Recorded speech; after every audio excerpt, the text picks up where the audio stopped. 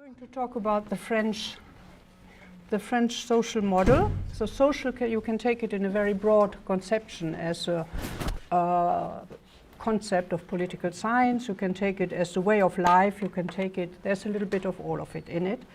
And of course it refers to social security policies, basically.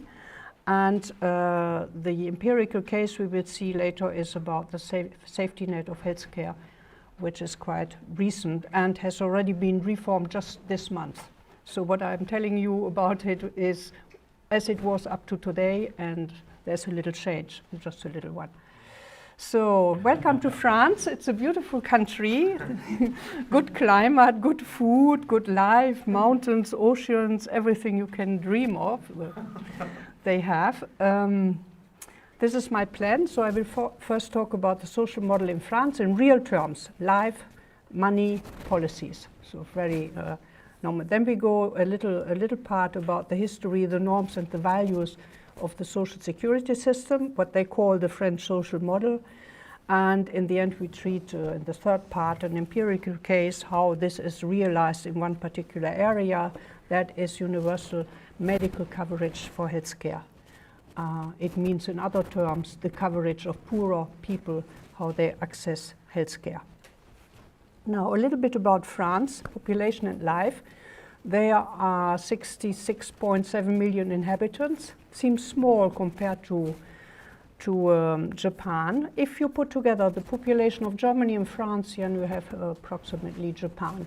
So that gives you an idea about Europe being very diversified, smaller nations than yours. It is the second in the European Union population-wide. The first is Germany. And then it's sort of similar with Britain, Italy, and France are sort of more or less the same population. Life expectancy is 82.3 years, average, women and men together. It is 2 years less than Japan. So apparently life is better in Japan. All Japanese people are more resistant. Medium age seems to be very young for you, 40 years, exactly 40 years now. Medium age, not average, it means half of the people when you take 50%. Fertility rate, you will be jealous, it's 2.01 children per woman in average. It is a top rate in Europe. The average in the European Union is 1.58. So that gives you an idea about the very dynamic fertility in France. And when I learned about Japan, I decided to include a little part about this, how this is possible, into my talk. Work time, another difference with Japan, is very much limited by law and it is controlled. It's not just a written law, it is reality. 35 hours a week, you can work a little bit more, then there's overtime. But you are not allowed to work more than 10 hours a day, not more than 48 hours a week, and only 45 a week if it's 12 weeks consecutive. And these are rules which are controlled by public administration. So that's one big difference together with the fertility rate. Paid holidays, minimum 30 working days, which makes about 5 weeks. And then of course you have holidays because there's a long weekend and festivals. And so in average you could say people have their 2 days of weekend, Saturday and Sunday, and something like 2 months of holidays if you put it all together. No, it's a little bit different. Although they have some difficulties, as you can guess. Unemployment is quite high, 10.5%, compared with Germany, 4.7%. Youth employment under 25 is very high. It's 1 out of 4 people. And compared to Germany, 7%, 25 and more, nearly 26 in France. European Union average is 20%, but it's the wrong evidence because most of this unemployment is in the south. Greece, Portugal, Spain, and Italy, where average ranges up to 45% in, I think it's in Greece. Now, this or what I told you already, you can imagine we pay a lot of taxes and a lot of social contributions because you have to finance all this. The children, all the many children and all the many holidays and all the unemployment costs a lot of money. So if you take all the compulsory deductions, compulsory ones together, taxes, all different taxes and contributions, only the compulsory ones, you reach 45% of the GDP. That's half of the GDP. In other terms, when you work 1 hour, half of it goes somewhere else, not in your pocket. Average in the European Union is 38, quite high, because the European Union, there where the big populations are, has a very well-developed welfare state. And if you take OECD average, it's 35. So France is much above. How many foreigners in the country? Officially foreigners, not French nationals, is 5%. But that's not very much, although the political debate is concentrated on this. In Germany, you have more than 10%, and Ireland is top in the European Union with 12% of official foreigners residents in the country. The Muslim population is difficult to estimate because it's forbidden in France to make statistics with ethnic or religious or whatever origins. So we don't know. We can only find it out by sort of field studies, and estimations vary from 7 to 10. I put 8 because I thought the difference was so big, and statistics I consulted were all very much different. So it's nearly 10% or just below, with a third saying they are really believers and living according to Muslim prescriptions. So that is the biggest Muslim population in Europe, outside the Arab countries. There's another big problem. Distrust in the political elite developed largely. People are very angry, they are afraid, they lack confidence in the future. And we have studies worldwide, you may have seen some, about the level of happiness in different countries. But the happiest people live, I think it was in Denmark, so somewhere, I think it was Denmark, some Scandinavian country. And France is really very down the bottom, at the level of some countries from Africa where there are really problems. So you wonder why. Nobody really understands it. People say that they are sad, they don't believe in the future, they don't trust anybody anymore, and especially not the politicians, whether they're from the right or the left. The result of all this is the National Front, an extreme right movement or very conservative movement, reaches nearly a third of all the votes. So that's a problem. The last regional election in 2015 brought more than 27% of all the votes for the Front National. It's a problem because they have an economic program which is just a disaster. Going back to the French franc, getting out of the European Union and things like this. And they have a discourse very against foreigners and against Muslims in particular, so there's a problem. Well, France is a country of cheese. Yes, but let's go back to the good things. Here are all the different regions who make different cheese. This is not only to show you a nice picture, it's to say this. There are nearly 400 types of different cheese, which you may think is a nice thing, but very wise men thought it was a problem. General de Gaulle, he said it was impossible to govern France because it's a country where people have a different cheese every day. In other terms, they're very individualistic. They want to have choice every moment and every time. They want to choose everything, be free will, and they have a high expectation towards the state. So normally, if you have this culture of individualism and free choice, like in America, you don't expect much from the state. In France, these two opposites go together, and that's part of the social model. I noted a French term. You may know the terms welfare state or the terms État social, social state, which globally means the same thing, or there's debates theoretically about the difference, but sort of globally it means a big social security system, very generous. The French translation is Etat-Providence. Now, I have a few French speakers here in the room who know this. I speak under their control. Providence is something related to God and to heaven in the French language. It means something religious. So saying the social state, the social security system is Etat-Providence means really you expect that God, some power like God, we'll provide the money and we'll do the good decisions. And if you're not happy, then you're just shouting against your God because he was not good enough. Okay, then, the French social model. It is part of national identity and pride. People are very proud of it. It means basically their social security system. They fiercely defend it against the outside influence, which can't be good.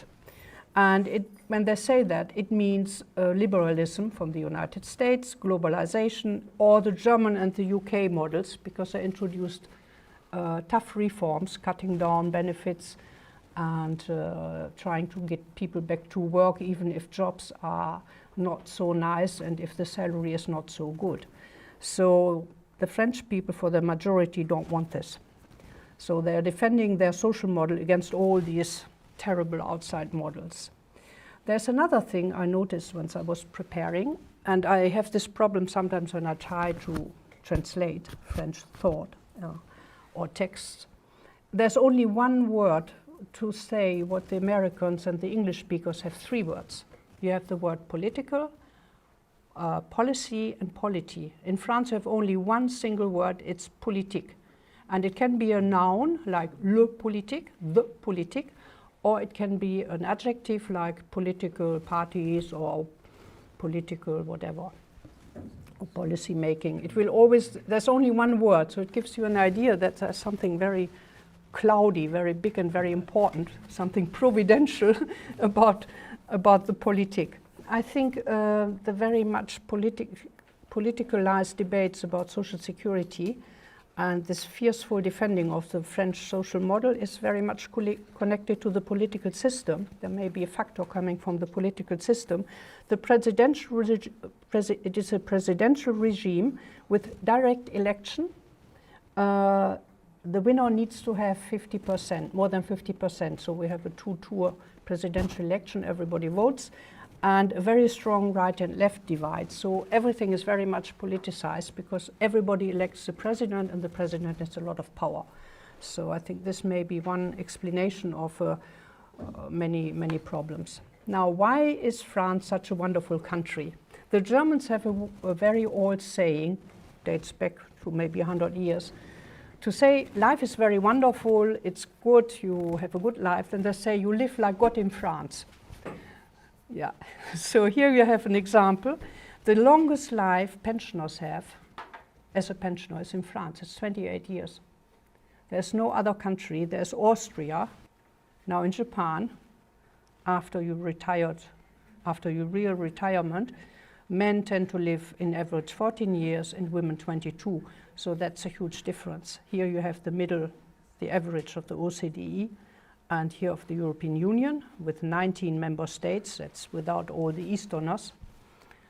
So this would be a sort of picture of how good life is in France. Once you retired, you have nearly 30 years in average to live. Some people 40, because some people die earlier. That is the average here. Now the real age at retirement for men, I took a few statistics, put it together with France to show you about France. I made a difference with Japan. The real age in years, the evolution between the last 50 years globally, it's 4 years less in Japan, but 8 years less in France. These are the retirement age today in Japan, nearly 70, the real retirement age, and in France, it's not even 60. So the legal age here is now exactly 61.2 years, because we are in a transitional period. It used to be 60 and it has to be 62 in 2017. It goes up a few months every year. So now this year we are at 61.2, you can get your retirement paid out.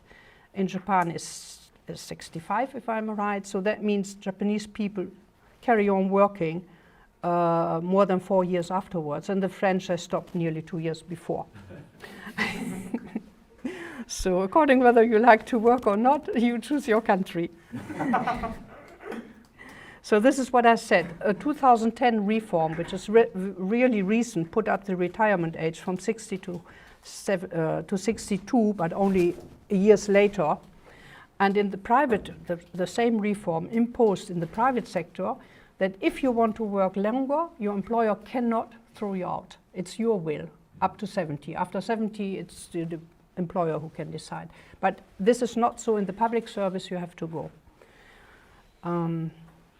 Now, and if you try to do a reform against it, then this is the response of French people. Against this reform, 2010, we had huge demonstration all over the country. This is a picture from Toulouse. This is not Paris, it's just a small, medium-sized town.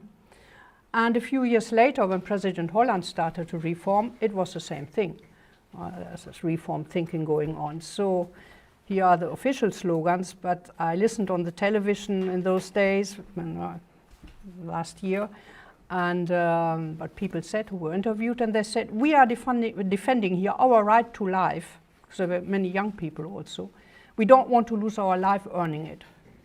That was the reason of the demonstration. So, but still the reforms will come because there's no money left. I showed already this picture at Kansai University. You can see here the social expenditure taken all together in France as percentage of the BDG. It's very high up. This is only the social expenditure. It's more than 32%. And here you have Japan, about 10% less. And this line, it used to be Britain, but it is similar to the European average. You can take it as a European average, this line. So France has a very high social expenditure. It spends a lot of the riches which is produced in social whatever. So this is where it goes to. Old pensions, here are the billion euros. I mean, the interesting figure may be this. And this one, you have around 700 billion euros spent every year on social expenditure. That means 672 billion euros are paid out as benefits. And then you have to add the costs of running the system, which is not very expensive, 6%, and you come up with more than 700 billion. Now, how is it shared out? This money, this one, goes more than 45% into old age pensions, nearly 35% into the healthcare system, family, and then the rest is much, much lower, as you can see, 8.3 for family and maternity, 7 and something for employment measures and unemployment allocations, housing 2.6, poverty and inclusion 2.5. Now, and here you can see this expenditure, this part here of the social expenditure is stabilizing because we have done already 2 reforms and there will be more in the future. Reforms is something like the value point of retirement was not evaluated but stopped, so that's a way of making it less. The French healthcare systems was stabilized, the expenditure, because we had this famous ONDAM, the limited budget. That's the conference, and the regional health agencies, what I talked about last time in Kansai. Family and maternity is a bit is stabilized because benefits for very rich families were lowered, but only for very rich families. And there were no new benefits added. Unemployment is stabilized. It was a little bit reformed, except for the very poorest populations. They get even more than before under President Holland. And for housing and poverty, there are higher benefits now under the present government, but they are sort of limited to very few poor people, and the whole mass of the money concerned is less, so it doesn't really change very much the budgets. So this is a general picture about social security spending and social policy, even outside the social security arrangements, but sort of social spending for everybody or for poor populations in France. Now the financing, where does the money come from? But first of all, there is a big shift going on since years. First we didn't notice so much, but now we have the evidence, from social contributions to taxes. So we are moving slowly, now we are sort of halfway from Bismarck to Beveridge. In '87, 90% of all this money which is distributed came from social contributions, from what is taken on your salary and is paid by the employers and the employees. 2013, that's the latest figure I could find, it is only 55%, the rest is taxes or tax-like contributions. So the social model becomes very hybrid. It started with Bismarck and it's sort of slowly going through to Beveridge, but only in part.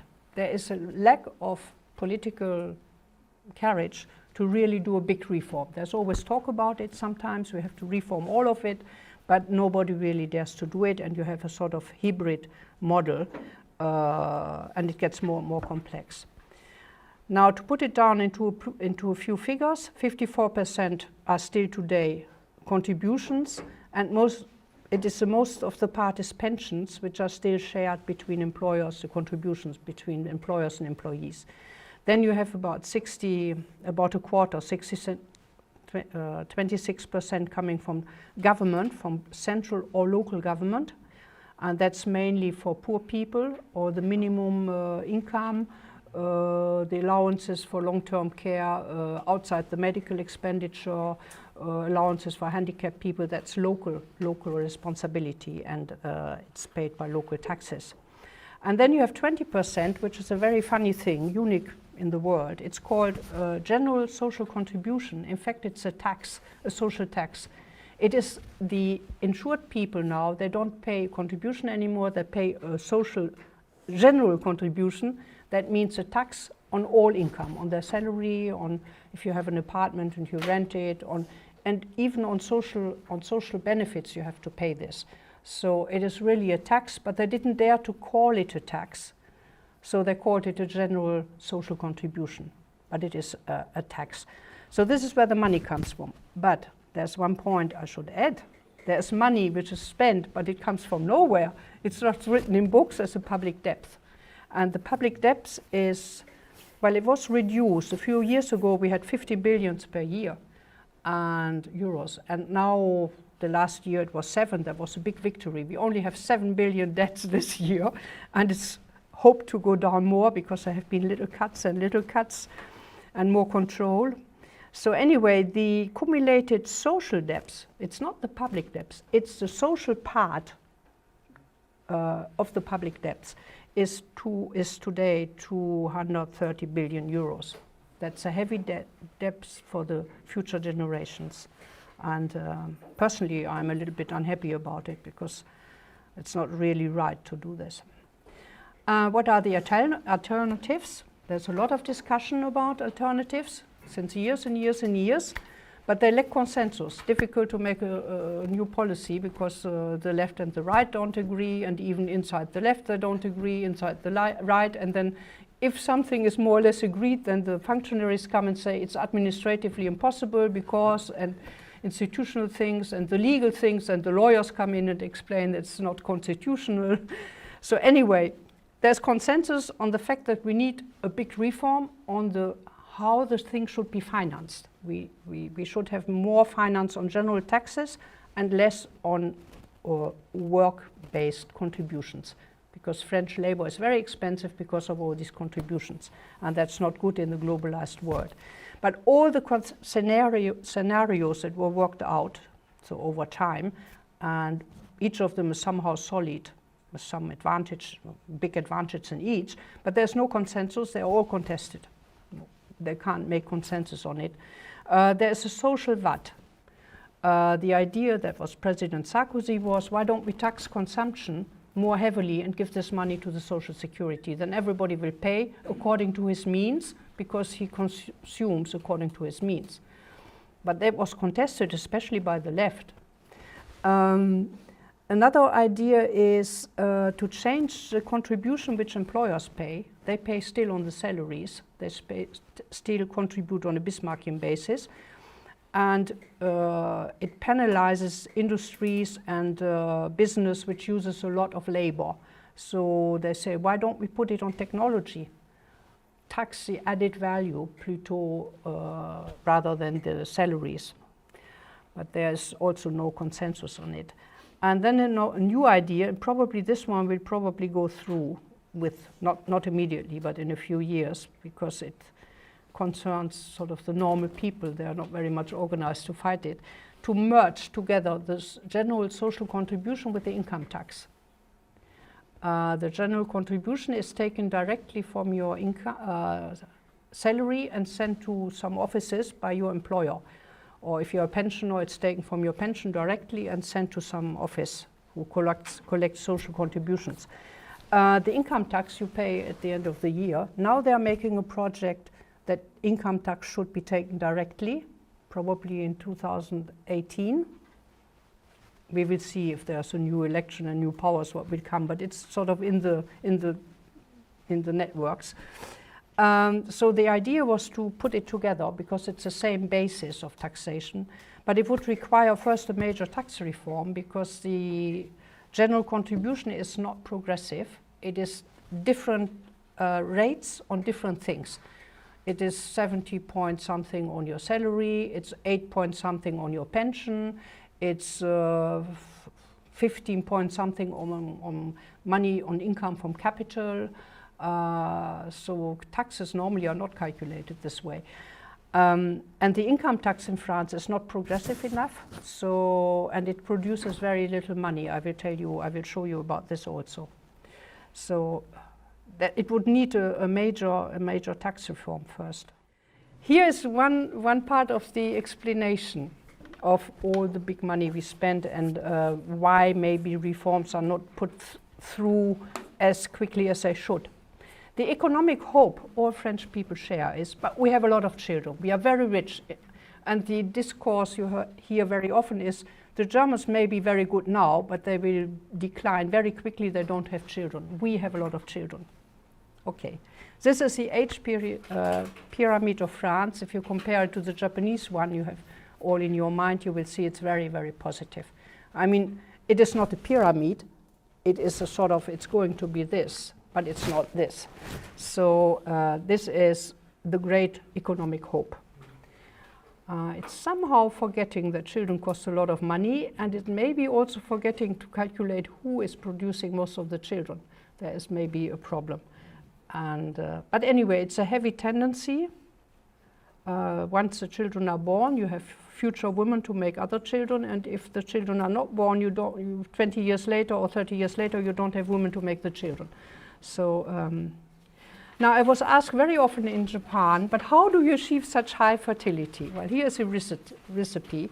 First of all, France had a fertility policy since a long, long time, mainly for military reasons. They imagined they lost the wars with Germany because they didn't have enough soldiers to get killed. But the more modern policy is there's a lot of child benefits.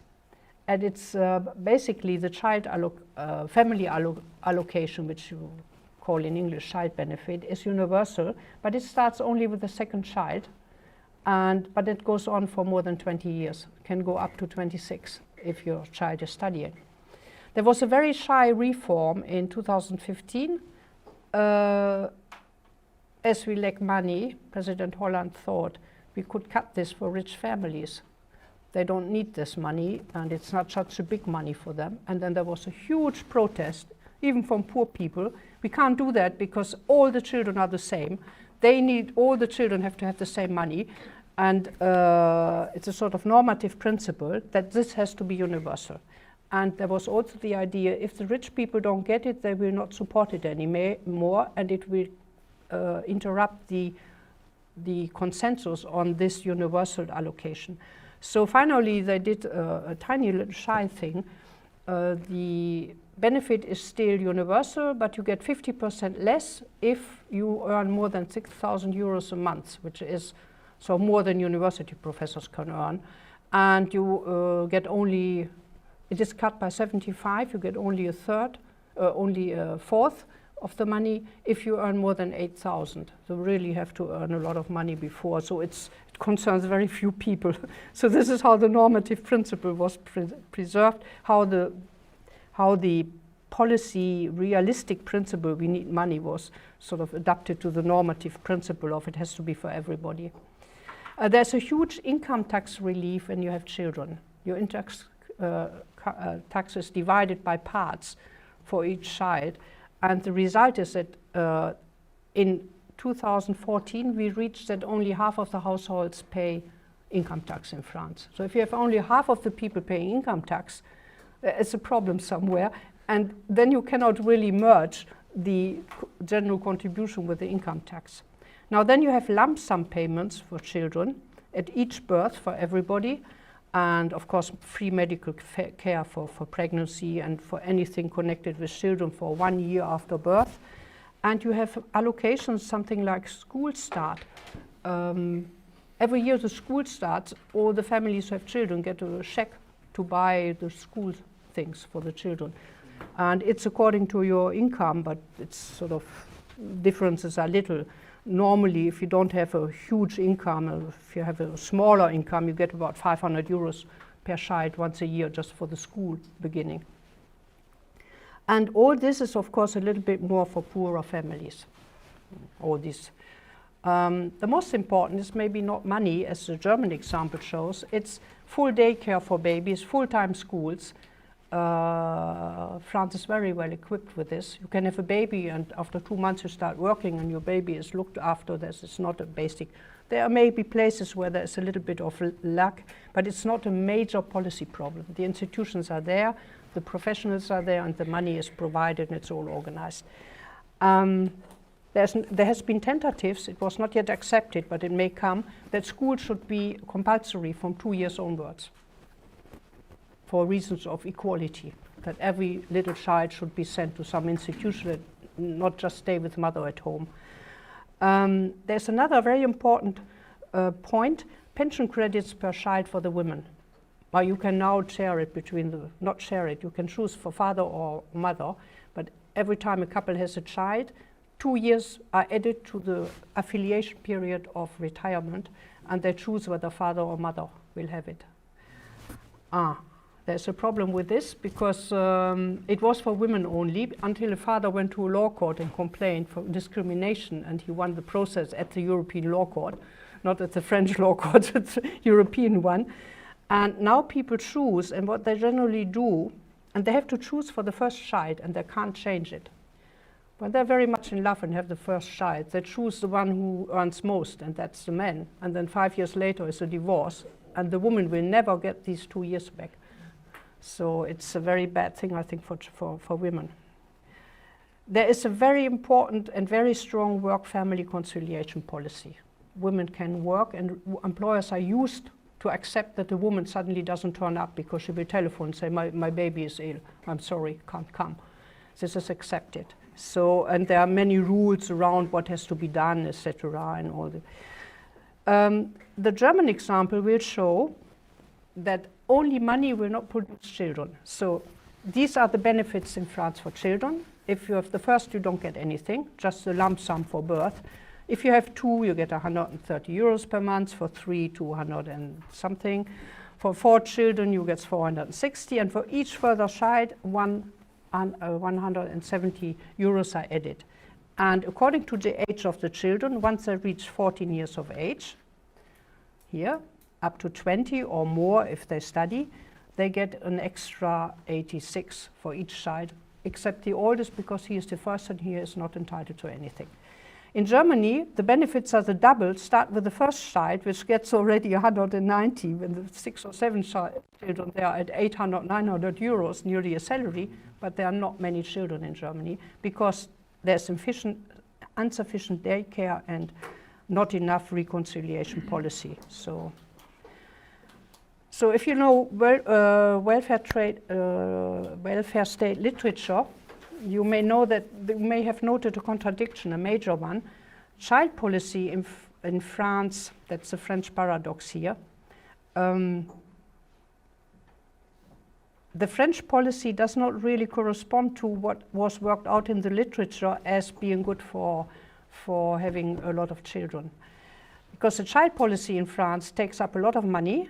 Now it was calculated for the first time, it's a very new figure.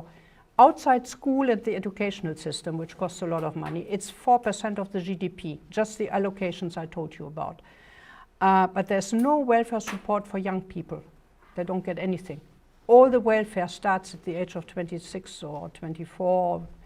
Before it goes to the anything that's for housing, minimum income, unemployment benefits, it's for the elder ones, and it's the young people who don't have work. So they depend on their families. Before 25, it's 25, welfare goes through the family. And that is very much different in the Scandinavian countries who give welfare to autonomy. They favor the autonomy of young people very early and give money rather to young people than to old people or to the families. And the French model is not at all this. It is for children and for the family, who is a framework for the child. And it's a birth policy. It's not a policy for young people. That's a contradiction. And that may be one part of the explanation for the unemployment of young people. Now, second part, I look at the watch. We have a twofold origin of French social model, which explains lots of contradictions and also lots of the finance problems. One origin is public assistance in the traditional sense I give to poor people. It dates back to the French Revolution and to the 19th century, when in the French Revolution you had to build up the nation. Equality and solidarity was the idea. And in the 19th century, with industrialization, you had to prevent social violence and social disorder, so you had to sort of put something in. Social insurance was a second origin, the Bismarckian idea, which you have also realized in Japan. That was to support industry. And in the 45, after the Second World War, was added something like we have to reconciliate society, because the French society was very divided between those who sort of collaborated with the German occupiers and those who fought against it. And you had to bring it together. So the normative dimensions you get out of this mixture is a refusal of stigmatization. The dignity of the person is very important, and that dates back to as a moral principle, and it goes through the laws and through all the social security system. It dates back to the French Revolution. And then rights, of course, are very important, because the person you have to give help in a dignified manner. And that means that you should not expect the people you have to give anything back. And that it has to be a right. If I am entitled to get something, I don't need to get anything back. So that it is the opposite understanding from what the Americans understand by welfare. If I talk about welfare state to the Americans, they understand public assistance. They don't understand the idea about social rights. And France is, I think, probably the country where this is the most integrated in the mental ideas of every citizen, even of conservative people. So we have normative and legal principles. In the Constitution after the Revolution, it was written, public assistance is a sacred duty. That's something holy. Society owes assistance to unhappy citizens in providing work to those who can work, and the means of existence to those who can't. That's written 200 years ago after the. Of course, it was not realized in those days. It was realized much later under the Third Republic and the Fourth and the Fifth. So the Constitution of 46, and then the same in the Constitution, the present one of 68, says a step more. The nation grants to the individual and to the family the conditions to their development, not only to existence, their development. She grants the nation to all, in particular the child, the mother, and the old worker. So we have the big points of French social policy: child, family, and old workers. No question about young people here. Protection, material security, rest time and leisure. Each person, etc., that has the right to obtain from the collectivity suitable, decent, and respectable means of existence. Now, this is my translation. It's a little bit short. It's not an official one, but the sense is this. The suitable, decent, and respectable has one word in French, and it's there are two words, suitable and then respectable, decent. Anyway, the idea is it has to be something dignified. So there have been a lot of philosophical debates on how to implement such principles. The idea was in 45 a beverage model, or a big national service where everything is grouped together and everybody gets the same thing. But they couldn't put it into work. They had previous institutions which were Bismarck-like, and especially these mutualized health insurances and retirement insurances. So they opted for principles which come from these philosophical backgrounds and fit into a beverage model. But they took as a technique the organization of a Bismarckian model, a compromise.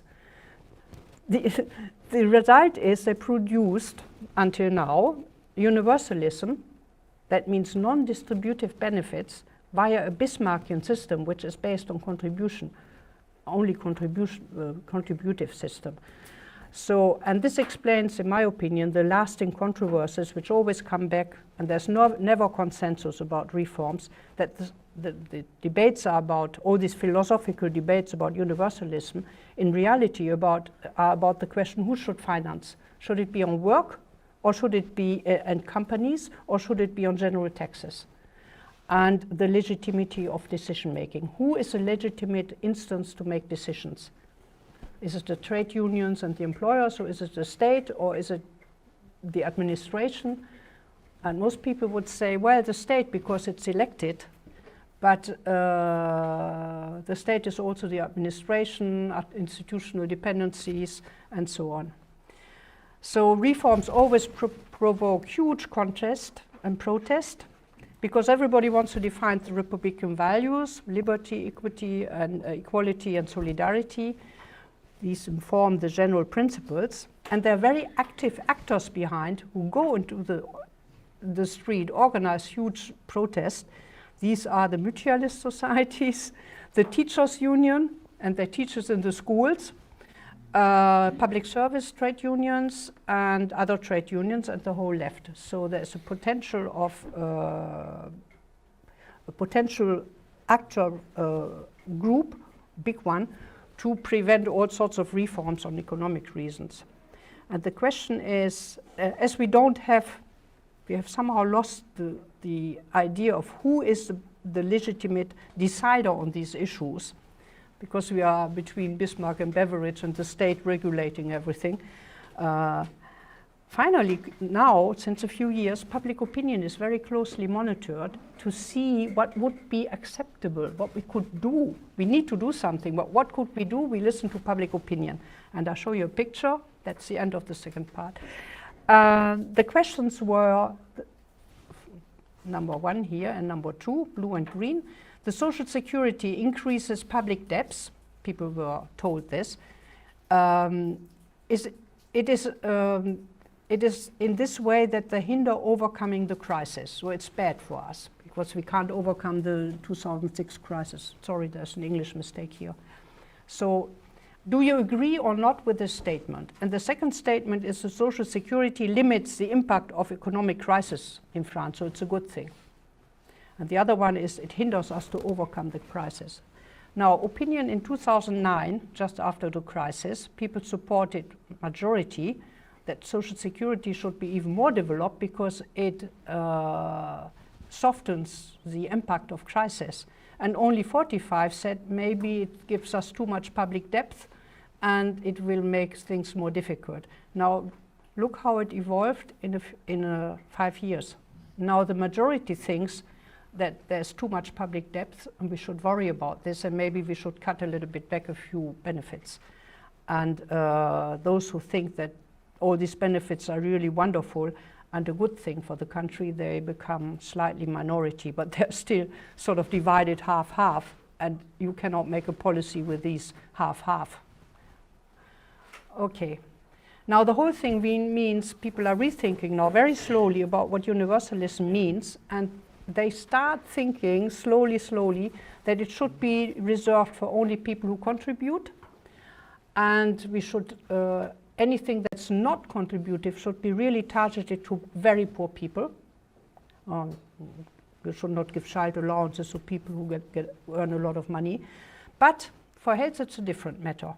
While public opinion remains favorable in general to universalism, with a few, the support is eroding. These were the figures I told you. But nearly 70% still prefers total universal access to the health insurance for all without any distinction. So health is something different. Now, last part, how we organize the safety net for the healthcare. It's called CMU, Couverture Médicale Universelle. It has a nice little picture. And the whole medical policy in France, you can trace it back to two sets of principles which sort of come together towards an idea of universal access.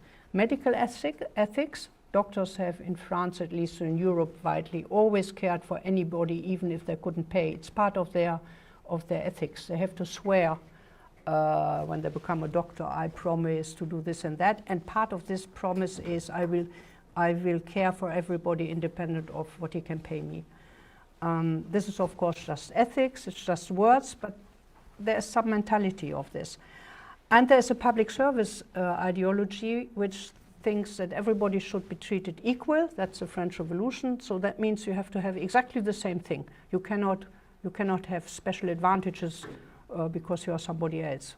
For instance, everybody's treated the same way in the law court, in the school, and in the hospital. So these are things which are very strong, not generally for social security also, but particularly strong in the healthcare sector. So why do we need a safety net, given that we have a compulsory affiliation of all working people to the health insurance, all students, all pensioners, and all their family members without extra charge? So that's nearly everybody. Unemployed people are insured automatically as long as they are compensated, and a little time afterwards, a few months up to a year, something like this. It's a unified system with the same benefits for everybody, just 3 branches for employed people, for independent people, and agriculture. So we don't have the system you have in Japan, where when people are not working, then they are in a local insurance, and the ones who work are in some other insurance. That we don't have in France. Everybody is in the same. At the origin, at the first years, it was very much only for people who worked or got pension from work or something like this. And other people had problems. But it was generalized, the access to the health insurance, during the 60s and 70s already. And even there exists a personal affiliation for people who are not eligible with all these regimes. So why do we need a safety net? Well, because there are limits to universal cover.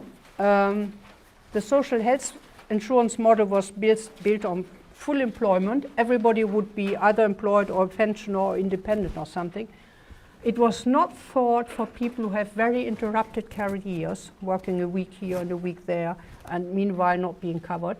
And it was not thought for people who stay out of work for a long period as unemployed, or elderly workers who can't get a job anymore because of age and not yet old enough to retire. So there is a hole. As unemployment grow for young people and for the elderly worker and for the unskilled worker, there was a problem of health insurance access. And it would, in order to close this gap, it would need access based simply on the fact that you are living somewhere, on residency, which is normally the basis for public assistance, not for social security access. But that was recognized as a real need. France did have a law on medical assistance on residence basis, but it dated back to 1893. It's not 1900, 1800. And it was outdated, it was discretionary. The mayor or the local administration could decide they would help you or would not help you. There were no national rules. And it produced unequal conditions and benefits all over the country. And that is something the French don't really like, because it's against the principle of equal treatment. So something had to be done. And there was also the problem, doctors avoided these assisted patients because the tariffs were set without discussion by some administrator, local administration, and they were generally very low. So doctors rather said, well, I don't even bill it. I keep you, I treat you as it is, but for the second time you go somewhere else, something like this. So, and there were public hospitals people could go to without paying. So there was care, but it was all very badly organized. It was not very dignified. And the personal insurance for those people was just too expensive because the tariff was the same whether you worked or not. And if you didn't work, your employer wouldn't co-pay, and you had to pay the two parts. So there were institutional limits, but there were also financial gaps in access to care, not to the health insurance, but to the care, because the reimbursement by health insurance is in average about 75% in average, because they're very different cases. If you are really very ill and you go to the hospital, you get all paid for. There's a list of illnesses, and when you have all this cancer or whatever, unless you go to a very private clinic with very private doctors. For all other treatment, it's much less. If you go just to the doctor because you are sniffing, you will have to pay sort of a third from your pocket. Prepayments, you have to do prepayments, so you have first to pay, not for the hospitals, but for many, many institutions. And afterwards you get reimbursement. So if you don't have the money, you can't advance it. And it's just a law passing now, it's just implemented right now, where this third-party payment will be enlarged, because people have problems with this. And you had only symbolic reimbursement, nearly nothing, for very important things like spectacles, hearing aids, dental replacement, and even dental care, and diverse equipments you could need. So there is part of the care which is not reimbursed, and private doctors also overcharge. So all this brings you to the idea that you need a complementary private health insurance, and nearly all French people have it.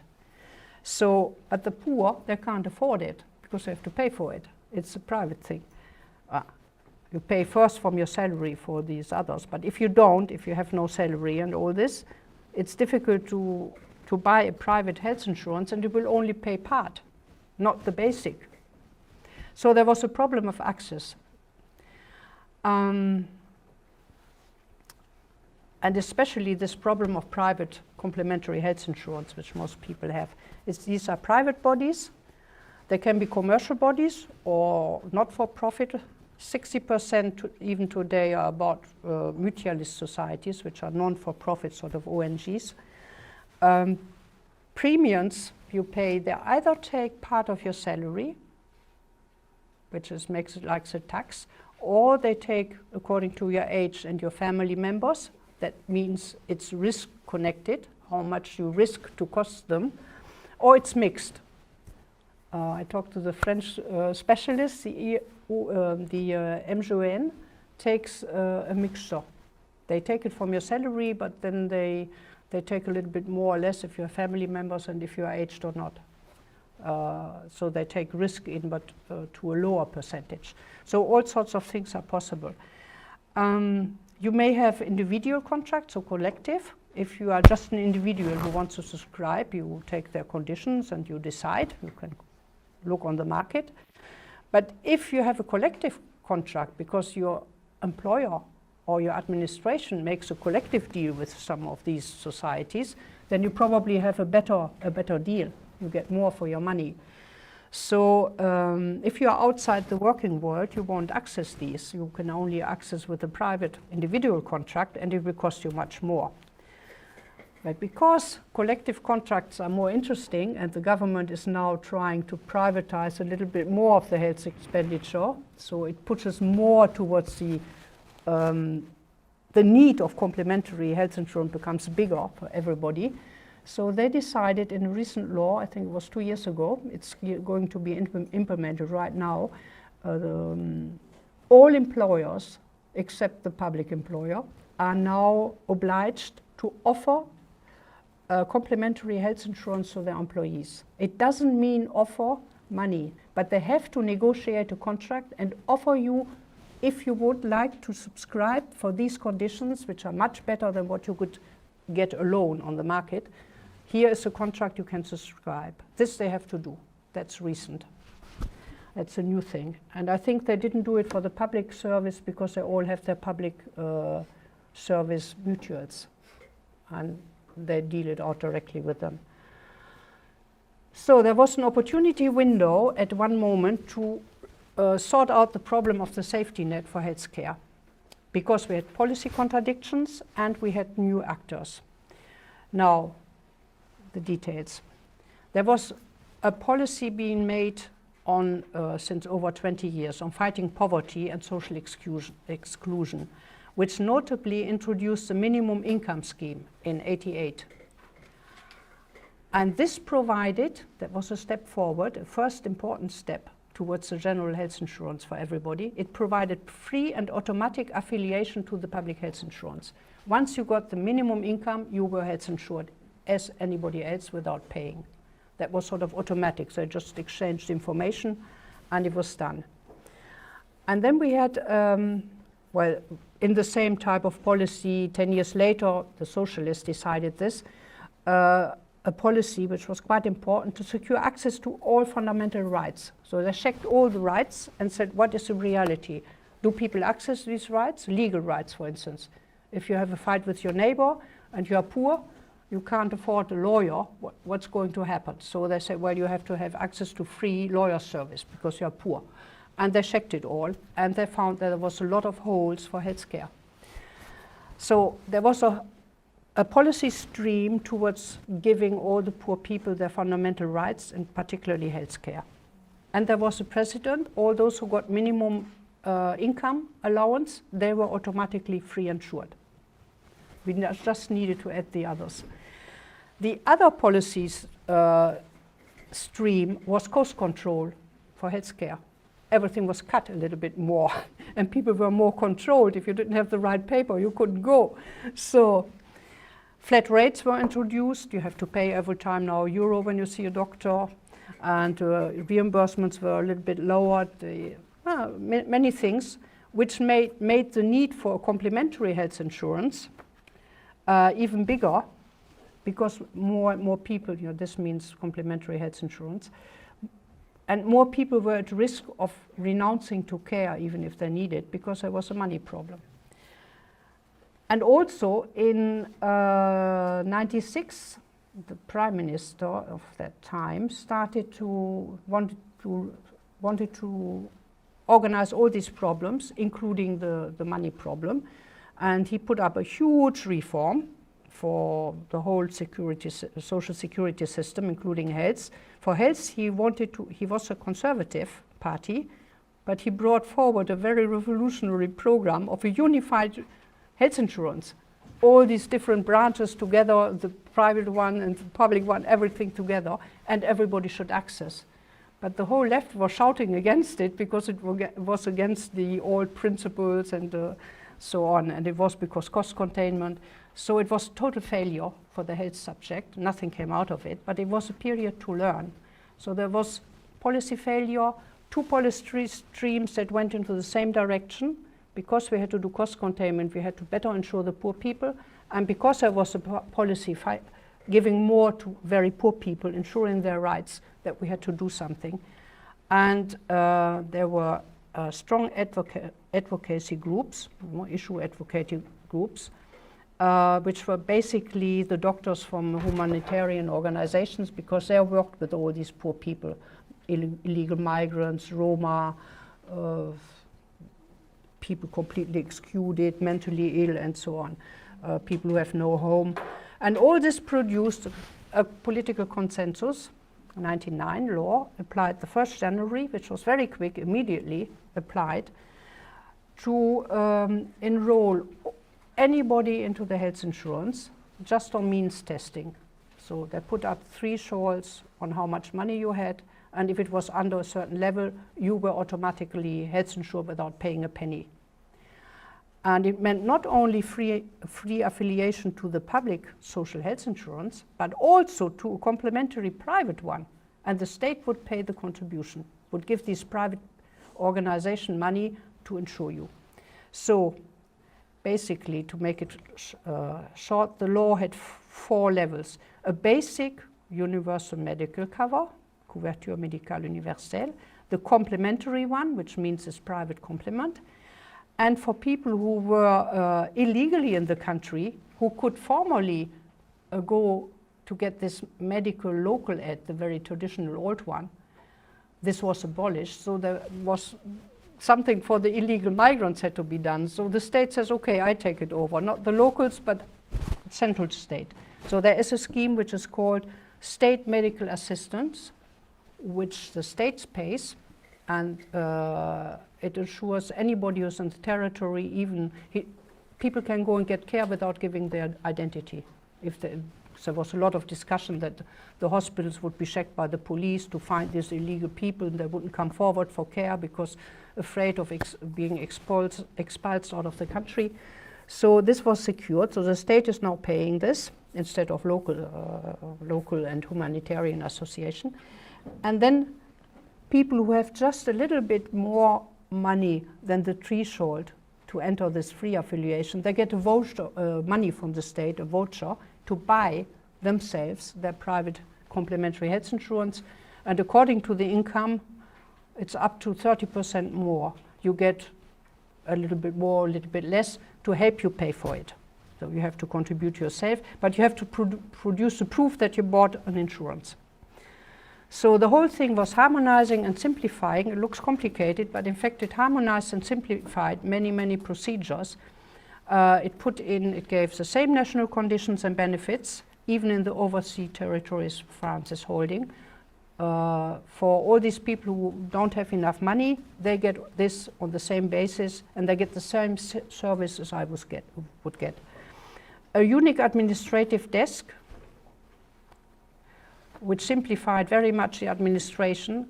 For all this, for this CMU, you go to the local office of the local health insurance, a public one, the social health insurance, and they just check your income from tax declaration or whatever, and your residency, your electricity bill, telephone bill or whatever, and then they give you an electronic card which gives you access to all this care. Now, what are the benefits? But they are in line with the needs, and they are more than what I get because they have bigger needs.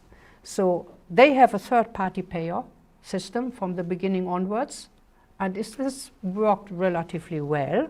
The doctors had to give up their opposition to it, and now, just now, in March, in April, it is going to be extended to the whole population for the private doctors. So when I come back to France, I don't need to take my money with me to the doctor anymore. He will deal with the health insurance directly. That is a general policy result of this specific issue. So they don't need to pay this rest, which is always taken from from normal people like me, which is not reimbursable. We have something which we call the moderative ticket to make you consume less. You have to pay €0.50 for every medicine and €1 for every doctor you see, and this is not reimbursable. Not even your private health insurance is allowed to reimburse it. You have to pay it yourself. And from this moderating part, co-payment, compulsory co-payment, these people are freed. They get 100% paid for everything. And also they get free provision of what is very expensive and not reimbursed at all: spectacles, hearing devices, dental replacement, prostheses, which I would not be able to afford. So it's a good plan. It's a good thing. It modernizes and it integrates. So we are nearly coming to the conclusion. This scheme replaces a very old, outdated medical assistance. It integrates the assisted people into the general healthcare system. They all go to the same services. There's no stigmatization attached to it. There's no risk of a two-class medicine. That was a very big discussion, and that's also why it took so long to make it. People were afraid that if you have free medicine, you would have a sort of a public medicine which would be less good. The CMU is based on a legal right that was explicitly stated in the law because of the principle of dignity. You don't need to say thank you. That's what it means. It's your right. And it's the health insurance who does all the negotiation with the doctors for the tariffs, with the pharmacists for the tariffs, and all this business. And they negotiate also with the complementary health insurances. Now, a few figures, the thresholds. If you're not tired. If you are only one person in your household, you are alone, you get the threshold is €720. If you have just €720 income a month, you get this free medical care scheme. If there are 2 people, then it's 1,000 and something. If there are 5 people, so it's for each person. And then it's a little bit age adapted. They look at what is the age of the people in your household, and they get a little bit more when they are older. The health voucher, if you have up to 35% of these thresholds, then you are entitled to get partial help, part of public money to buy your private health insurance, and these are the thresholds for this money. So if you have a couple living with only 1,460 euros, they would get a little help to buy this private health insurance. So these thresholds are higher in the overseas territories because people are poorer there, and these thresholds are just below the social minima. We have a lot of minimum thresholds for housing allocation and for all sorts of allocation, and these are on purpose made just a little bit below. The idea was cost saving, and also you need a house and you need a minimum income every day to eat and to stay and to sleep, but you're not ill every day. So the risk was, so there was a big. Now the beneficiaries, because this is all very much surveyed and made statistics are made, they are really the people who are the most concerned by the economic difficulties of France. Young people are the majority of the people who benefit from this plan. Most of them are females, so there's a majority of females, all these single mothers, and most of it is overseas, and most of it is in suburban areas, the fameux banlieue. So apparently the plan is meeting the populations who need it. Number of beneficiaries, we go very quickly, it's about 12% of the population. Well, there's a breakdown in figures, but it comes down to 12, which is quite a lot. But it corresponds to the poverty line. It's always said the poverty line is in France concerning about 14% of people. And here we are with thresholds a little bit less, so we come to 12%. It's very logical. So financing and management, a CMU fund, national fund was created, a sort of administration, which collects all the money from those who pay for this scheme. I will tell you immediately afterwards who pays, so we'll be surprised. Well, the fund collects the money, makes the statistics, and it transfers the money to the official health insurance, the different local funds of it, and to the different funds of the complementary health insurances according to the per capita of the number of people they have enrolled for entitled to this scheme. And they get 400 euros per year for each enrollment. But the real expenditure is always a little bit more, about 10% in average. So all the people, all the organizations who participate in this plan are losing money, even these private insurances. They still want to participate. I wonder why. That's something connected with the French social model. They don't want to be a part. They don't want to be the bad ones who don't give something. They have to do it. They actually fought for it. Nobody thought about it. They came and said, we want to participate. And then the state abused it, you will see. So anyway, the total cost per year is something of this scheme is something about 3 billion euros, which is not nothing. It's quite a lot. Now, where does the money come from?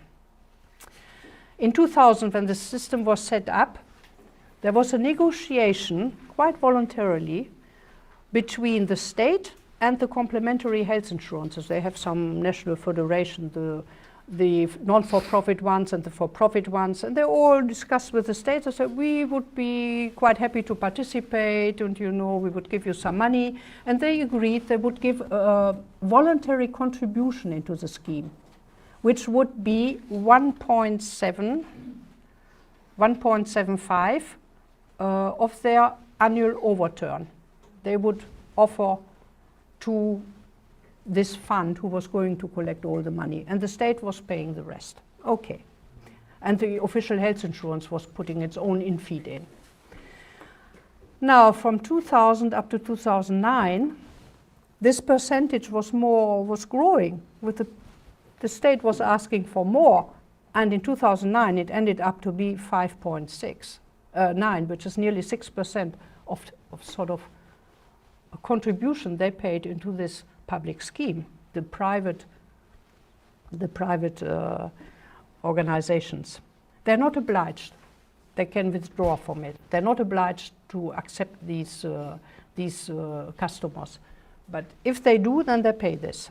And in 2011, the government came out with a tiny little paper, made some regulation, and said, we have now a tax for additional solidarity, it is called.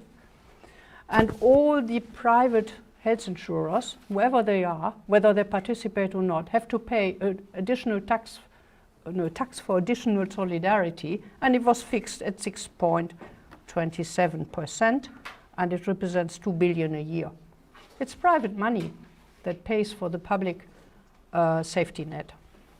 The state only pays for the state medical aid, that's for the illegal migrants who don't have a sort of private insurance, they just get medical care, and it's only 750 million euros a year, which is not so huge considering that the state is very big. But these 2 billion, they're quite a lot of money, and all the contributions went up. Well, I saw it on my bill. So they managed to make the paying affiliates, the people who pay their contribution, who finally finance the public safety net, and they were never asked their opinion. So assessment, rather positive. The achievements are universal access to healthcare as a legal right, simple procedures, and the principle of dignity being respected. The shortcomings are thresholds are rather low, they should be put up a bit. The vouchers, people don't take it really up. Well, there is a little bit of take up, but not so much, because it's a very complicated procedure and people get sometimes 50 euros a year, they don't bother. They're not yet poor enough to bother. So that's not really, and they don't take up very often. There have been inquiries into it because they don't know, information gaps. They don't need how to read and to write, so it's difficult to fill in the papers. And they consider that the procedure is too complicated for the little benefit if they are at the higher border. So, ongoing political controversy on all this is, there's still a big consensus for the CMU. People like it, people think it's a good thing. Even people who would be very much conservative, very much on the right, think it's a good thing. What they criticize is that the CMU patients get more than other people. You know, they get their spectacles paid and good quality one. They worked out every profession, what is the average quality and the average price, and on this basis the service is delivered and the tariffs are negotiated with the government. What they criticize is that people who don't contribute get bigger benefits than those who contribute. But that's an old debate, we always had it. It comes back and back. But there's another point is the medical state aid, the free care for illegal migrants. That is really very much criticized, and it's getting worse and worse. And also fraud. People can cheat about their income level, their personal identity, because in France we have a lot of opposition to very electronic means of, there's no national identity number, as my number doesn't exist in France, there's a lot of opposition. And there is one source certainly of fraud is the medical aid system for illegal migrants can be abused by for medical tourism from especially Africa, and wrong refugees. When you are a refugee, you arrive as a refugee in France, now all the Syrians, you put in a demand as to ask for asylum. And from the moment on you have put down the demand, you enter the CMU system before you get an answer. So you can be refugees without an answer in France for 3-4 years. And during that time, you can bring in your whole family and make them all repaired in the French hospitals without paying a penny. And the people can go back to their country. So there is a problem of organizing to limit sort of abuse. It was a path-dependent innovation. It was an innovation, yes. It even produces, the CME produces now changes into the general system, like third-party payment. And it's an innovation because it combines social assistance, the public health insurance and private health insurance in a somehow intelligent way. It follows, it's a path-dependent innovation. It completely follows French traditions of public-private mix in the healthcare system, and it follows the normative principles, which are very ancient and very old, and is including dignity for the individual. It adapts a safety net to today's difficulties, social and economic difficulties. So I would say it's a rather positive assessment. And it even paved the path. This is what we discover. We have a big new health law now, was voted in January this year, and it's going to be implemented over the year. And many things out of this safety net are now transported into the general system. And the latest news is, I just got the news a few days ago, the CMU will be abolished from May onwards, I think.